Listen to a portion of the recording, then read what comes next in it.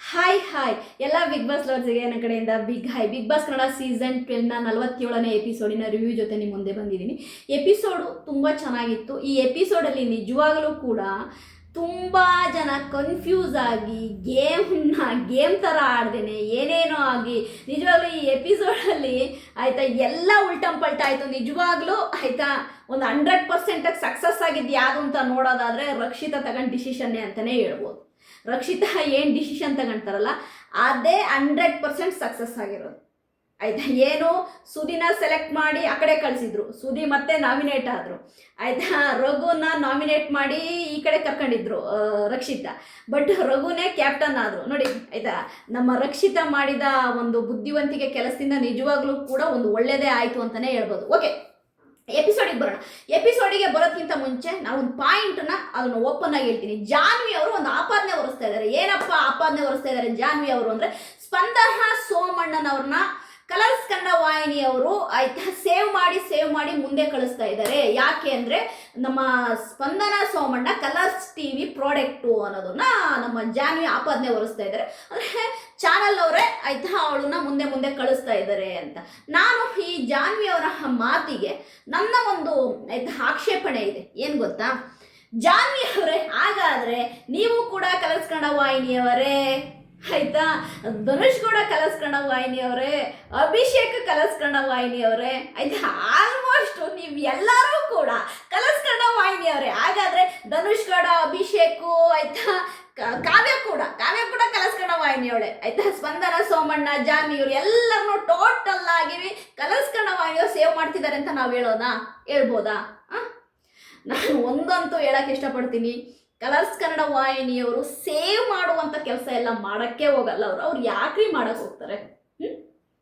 Save ಮಾಡೋ ಕೆಲಸ ಅಂತೆಲ್ಲ ಕಲರ್ಸ್ ಕನ್ನಡ ವಾಹಿನಿಯವರು ಆ ಥರ ಪಾರ್ಶಾಲಿಟಿ ಮಾಡಿ ಸೇವ್ ಮಾಡಿ ಅವ್ರ ಕಂಟೆಸ್ಟೆಂಟ್ಗಳನ್ನ ಆಯಿತಾ ಮುಂದೆ ಕಳಿಸಲ್ಲ. ಏಕೆಂತಂದರೆ ನಿಮಗೆ ಹೋದ ಸೀಸನ್ನಲ್ಲೂ ನಿಮಗೆ ಗೊತ್ತಿರಬೇಕು ಆಯಿತಾ, ಅದೇ ಜೀ ಕನ್ನಡ ವಾಹಿನಿಯಿಂದ ಬಂದಂತಹ ನಮ್ಮ ಯಾರು ಮೋಕ್ಷಿತಾ ಅವರು ಫೈನಲಿಗೆ ಹೋದರು. ಆಯಿತಾ, ಗೌತಮಿ ಕೂಡ ಹತ್ತತ್ರ ಫೈನಲಿಗೆ ಬಂದಿದ್ದು. ಅಲ್ಲ ಹೇಳಿದ್ದು ನಾನು, ಯಾಕೆಂತಂದರೆ ಆ ಥರ ಪಾರ್ಶಾಲಿಟಿ ಎಲ್ಲ ಮಾಡೋಕ್ಕೋಗಲ್ಲ ಕಲರ್ಸ್ ಕನ್ನಡ ವಾಹಿನಿಯವರು. ಪ್ರೇಕ್ಷಕರ ಓಟು, ಅದೇ ರೀತಿ ಅವರ ಪಾಪ್ಯುಲಾರಿಟಿ ಇವೆಲ್ಲವೂ ಕೂಡ ಮ್ಯಾಟ್ರ್ ಆಗ್ತವೆ. ಸ್ಪಂದನ ಸೋಮಣ್ಣ ಸೇವ್ ಆಗ್ತಿರೋದಕ್ಕೆ ಮೇನ್ ರೀಸನ್ನು ನನ್ನ ಪ್ರಕಾರವಾಗಿ ಹೊರಗಡೆ ಅವರಿಗಿರುವ ಸಪೋರ್ಟು, ಫ್ಯಾನ್ಸು ಇರ್ಬೋದು. ಓಕೆ, ನನಗೆ ಇನ್ನೂ ಅಭಿಷೇಕ್ ಎಲ್ಲ ಯಾಕೆ ಸೇವ್ ಆಗ್ತಿದ್ದಾರೆ ನಂಗೆ ಇನ್ನೂ ಗೊತ್ತಿಲ್ಲ. ಅಭಿಷೇಕ್ ಎಲ್ಲ ಯಾಕೆ ಸೇವ್ ಆಗ್ತಿದ್ದಾರೆ ಅಂತ ನಂಗೆ ಇನ್ನೂ ಗೊತ್ತಿಲ್ಲ. ಓಕೆನಾ, ನನಗೆ ಹೇಳ್ಬೇಕು ಅನಿಸ್ತು, ಹೇಳಿದೆ. ಓಕೆ, ಅದಾದಮೇಲೆ ಇನ್ನೊಂದು ಪಾಯಿಂಟು ಹೇಳ್ಬಿಡ್ತೀನಿ. ಏನಪ್ಪ ಇನ್ನೊಂದು ಪಾಯಿಂಟು ಅಂದರೆ, ರಾಶಿಕಾ ನಿಜವಾಗ್ಲೂ ಕೂಡ ರಾಶಿಕನ ಕ್ಯಾರೆಕ್ಟರ್ನ ನನಗೆ ಅರ್ಥ ಮಾಡ್ಕೊಳಕ್ಕೆ ಆಗಿಲ್ಲ. ನನಗೆ ನಿನ್ನೆ ಎಪಿಸೋಡ್ ನೋಡೋತ್ತಿಗೆ ನನಗೊಂದು ಅನಿಸಿದ್ದು ಏನು ಗೊತ್ತಾ, ಯಾರು ನಿಜವಾದ ರಾಶಿಕನ ಕ್ಯಾರೆಕ್ಟರ್ ಏನು? ರಾಶಿಕಾ ಇಲ್ಲ ಅಭಿಗೆ ಫ್ರೆಂಡಾ? ರಾಶಿಕಾ ಸೂರಜ್ ಫ್ರೆಂಡಾ? ರಾಶಿಕಾ ಯಾರು? ಒಂದು ಕನ್ವರ್ಸೇಷನ್ ನಡೆಯುತ್ತೆ ನೈಟಲ್ಲಿ, ನಾನು ಲೈವಲ್ಲಿ ನೋಡಿದ್ದು. ಮಧ್ಯೆ ಅಂದರೆ at least morning, I think morning ಅಂದರೆ ಅರ್ಲಿ ಮಾರ್ನಿಂಗ್, ಅದು ಒಂದು 2 o'clock ಲೈಕ್ ದಟ್ ಆಯಿತಾ. ಆವಾಗ ಸೂರಜ್ಜು ಮತ್ತು ಅಭಿಷೇಕು ಮತ್ತು ರಾಶಿಕಾ 3 ಜನ ಕುತ್ಕೊಂಡು ಮಾತಾಡ್ತಾ ಇರ್ತಾರೆ. ನನಗೆ ಇಲ್ಲಿ ಏನು ಅನ್ನೋದು ನನಗೆ ಇನ್ನೂ ಅರ್ಥ ಆಗ್ತಿಲ್ಲ. ಅಭಿಷೇಕ್ಗೆ ಏನಾದರೂ ರಾಶಿಕಾ ಮೇಲೆ ಕ್ರಶ್, ಅಂದರೆ ಇಬ್ಬರು ಕೂಡ ರೆಡ್ ಹಾಕ್ಕೊಂಡಿದ್ರು. ನಾನು ಎಪಿಸೋಡಲ್ಲಿ ನೋಡಿದೆ, ಅವ್ರು ಮಾರ್ನಿಂಗಲ್ಲಿ ಮಾತಾಡಿದ್ದು ಇದೆಲ್ಲ ನೋಡಿದ್ರೆ ರಾಶಿಕನ ಕ್ಯಾರೆಕ್ಟರ್ ನನಗೆ ಇನ್ನೂ ಇದೇ ರಾಶಿಕಾ ಅಂತ ನಂಗೆ ಅರ್ಥನೇ ಆಗ್ತಾಯಿಲ್ಲ. ಓಕೆ, ನಾವೀಗ ಗೇಮಿಗೆ ಬರೋಣ. ಗೇಮು ಏನಪ್ಪ ಅಂತಂದರೆ, ನಮ್ಮ ಬಿಗ್ ಬಾಸ್ ಅವರು ಒಂದು ಗೇಮ್ ಕೊಡ್ತಾರೆ, ಸರಿಯಾ? ಆ ಗೇಮು ಏನಪ್ಪ ಅಂತಂದರೆ ಸ್ವಿಮ್ಮಿಂಗ್ ಪೂಲ್ ಗೇಮು. ತುಂಬ ಚೆನ್ನಾಗಿ ಗೇಮ್ ಡಿಸೈನ್ ಮಾಡಿದರು. ಅದಕ್ಕೆ ಸೆಲೆಕ್ಟ್ ಆಗೋರು ಹುಡುಗರು ಅಂದರೆ 2 ಟೀಮ್, ಒಂದು ನಾಮಿನೇಟ್ ಟೀಮಿಂದ ಮತ್ತು ಸೇವಿಂಗ್ ಟೀಮಿಂದ. ಧನುಷ್ ಕೂಡ ನಾಮಿನೇಟಿಂದ ನಮ್ಮ ರಘು ಅವರು ಸೆಲೆಕ್ಟ್ ಆಗ್ತಾರೆ. ಅಂದರೆ ಸ್ವಿಮ್ಮಿಂಗ್ ಪೂಲ್ ಒಳಗಡೆ ಇಳಿದು ಆ ಟೈರ್ನ ಎತ್ತಕ್ಕೆ, ಮತ್ತು ಅದನ್ನು ಜೋಡ್ಸೋಕ್ಕೆ ಬಂದುಬಿಟ್ಟು ಸೇವಿಂಗ್ ಇದರಿಂದ ನಮ್ಮ ಕಾವ್ಯ, ಸ್ಪಂದನ ಸೋಮಣ್ಣ, ಈ ಕಡೆ ನಾಮಿನೇಟಿಂದ ಜಾನ್ವಿ ಮತ್ತು ಅಶ್ವಿನಿ ಗೌಡ. ಆ ಟೈಮಲ್ಲೇ ಈ ಜಗಳ ನಡೆಯೋದು. ಆ ಟೈಮಲ್ಲೇ ನಮ್ಮ ಗಿಲ್ಲಿ ನಟ ಏನು ಮಾಡ್ತಾನೆ, ಕರಿತಾನೆ ಯಾರನ್ನ ನಮ್ಮ ರಕ್ಷಿತನ ಕರಿತಾನೆ. ಅಷ್ಟೊತ್ತರಲ್ಲಿ ಅಶ್ವಿನಿ ಕೂಡ ಏನು ಕೂಗಾಡಕ್ಕೆ ಸ್ಟಾರ್ಟ್ ಮಾಡ್ತಾರೆ. ಅಲ್ಲಿ ಏನು ವಿಷಯನೇ ನಡೆದಿಲ್ಲ, ಜಸ್ಟ್ ಅವನು ಹಿಂಗೆ ಕೈ ಹಿಡಿದು ಎಳೆದು ಕಿವಿಲಿ ಏನೋ ಹೇಳಕ್ಕೆ ಹೋಗ್ತಾನೆ ಅಷ್ಟೇ.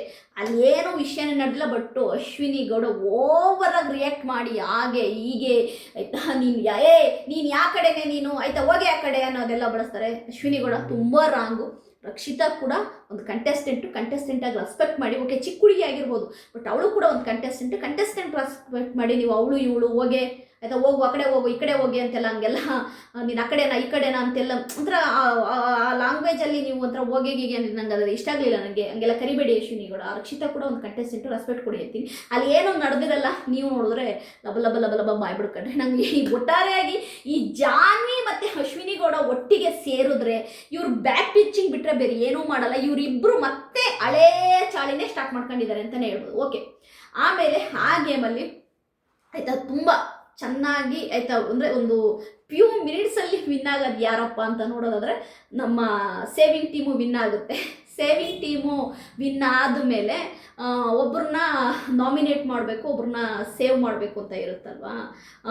ನಾಮಿನೇಟ್ ಮಾಡೋಕ್ಕೆ ಇವ್ರನ್ನ ಕಾಕ್ರೋಚ್ ಸುದಿಯವ್ರನ್ನ ಮಾಡ್ತಾರೆ. ಬಟ್ ಕಾಕ್ರೋಚ್ ಸುದಿ ಏನಂದ್ರೂ ಒಪ್ಕೊಳಲ್ಲ, ಇದೇನಂದ್ರೂ ನಾನು ಒಪ್ಕೊಳಲ್ಲ ಅಂತಾರೆ. ಕೊನೆಗೆ ಬಿಗ್ ಬಾಸು ನಮ್ಮ ಕ್ಯಾಪ್ಟನ್ ಆದ ಮಾಡೋರಿಗೆ ಹೇಳ್ತಾರೆ, ಮಾಡೋರೆ ಇವರು ಈ ಒಂದು ಒಮ್ಮತದ ನಿರ್ಧಾರಕ್ಕೆ ಬರೆದಿಲ್ಲಿದ್ದರಿಂದ ನೀವೇ ಆಯಿತಾ ಸೇವ್ ಕಡೆಯಿಂದ ಒಬ್ಬರನ್ನ ನಾಮಿನೇಟ್ ಮಾಡಿ ಅಂತೇಳಿ ನಾಮಿನೇಟ್ ಮಾಡ್ತಾರೆ.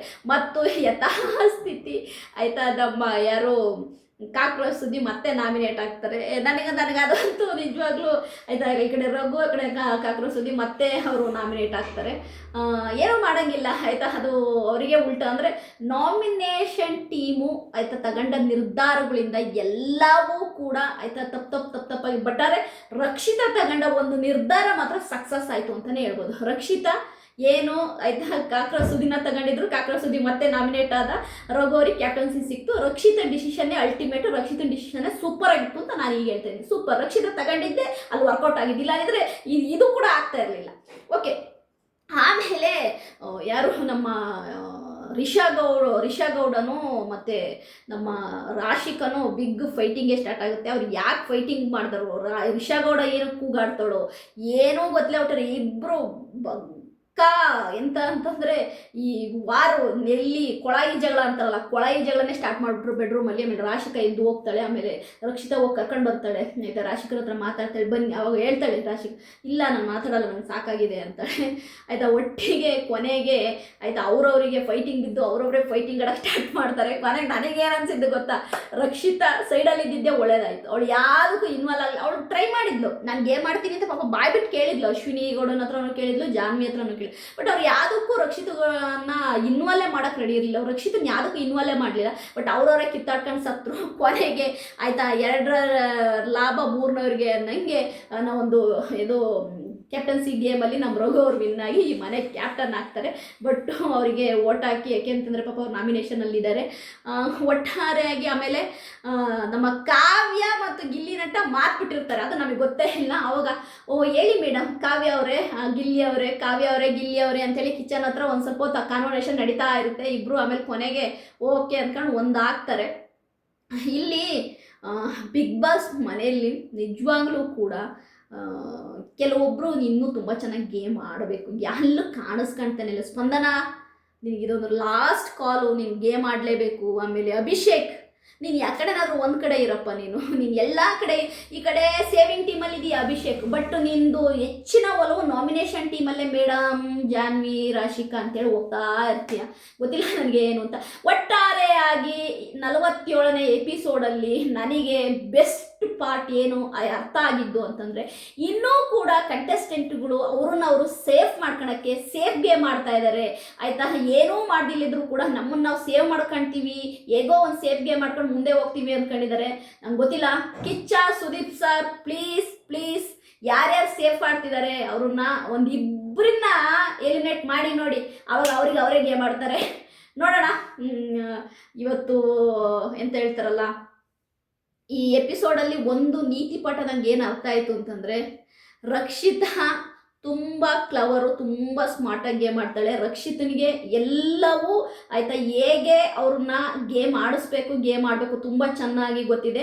ನನಗೆ ಒಂದೇ ಒಂದು ನನ್ನ ಆಸೆ, ನನ್ನ ಕೋರಿಕೆ ಏನು ಅಂದರೆ ರಕ್ಷಿತ ಕ್ಯಾಪ್ಟನ್ ಆಗಿ ರಕ್ಷಿತ ಹೆಂಗೆ ಮನೆ ನಿಭಾಯಿಸ್ತಾಳೆ ಅನ್ನೋದನ್ನ ನಾನು ನೋಡಬೇಕು. ನಾನು ಅದಕ್ಕೋಸ್ಕರ ವೆಯ್ಟ್ ಮಾಡ್ತಾ ಇದ್ದೀನಿ. ನನ್ನ 47ನೇ ಎಪಿಸೋಡಿನ ರಿವ್ಯೂ ನಿಮಗೆ ಇಷ್ಟ ಆದರೆ ಲೈಕ್ ಮಾಡಿ, ಸಬ್ಸ್ಕ್ರೈಬ್ ಮಾಡಿ. ಬಾಯ್.